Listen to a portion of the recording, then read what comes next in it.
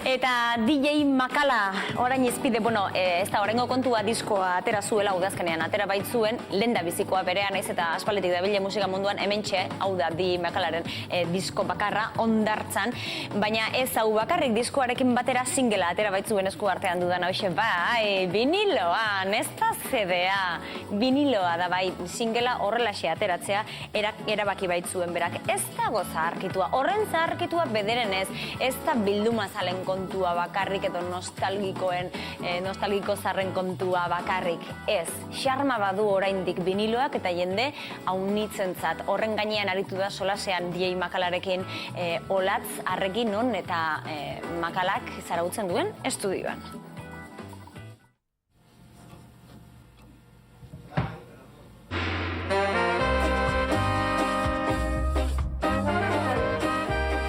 Berezi alda viniloaren soinu hori? Bai, batez ere surkoa, ez dakit nola zaten den euskeraz, egiten duen doinua grabeak eta medioak bereizten ditu eta ez daka soinu konprimitu hori ez, CD-aren adibidez oso brillantea eta agudoa baita. Askok uste zuten CD-a agertzean viniloa desagertuko zala, esan hori gertatu eta gainera saletu asko dituela, esan daiteke. Bai, gehien bat disjokeiak edo DJ-ak beti izan dugu viniloa zerbait berezia bezala eta fisikoan, eta esan, zu vinilo bat ikutzen duzu, egin dezakezu eskuekin manipulatu eta bar. Hemen vinilo bilduma ederra daukazu, zenbat vinilo okupatu dituzu hemen? Hombre, ez dut kontatu banan, baina, gutxi gora bera esango genuke 2000 inguruan daudela. Eta bitxikeri asko egongo dira horien artean, ez da?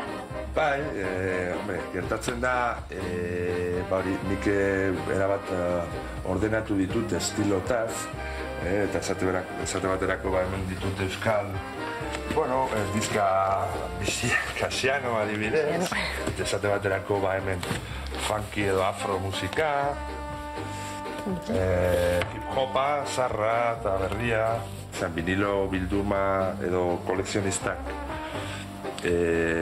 gaur egun erabiltzen dugun baranabez edo herramienta da interneta, ez?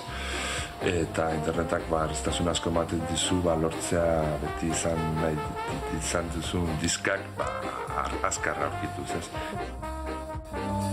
Ziokei moduan daramatia 16 urte horrela, eta bai, Hondartzan diska kaleratu dut. Eta bai, izan da, esate baterako nire lehenbiziko albuma, ez? Hondartzan, kanta guztiak nik konposatutakoak, eta, kolaboratzaile pilo baten laguntzarekin, noski. Eta disko horren kantu bat single moduan ere argitaratzea erabaki duzu. Zergaitik hori?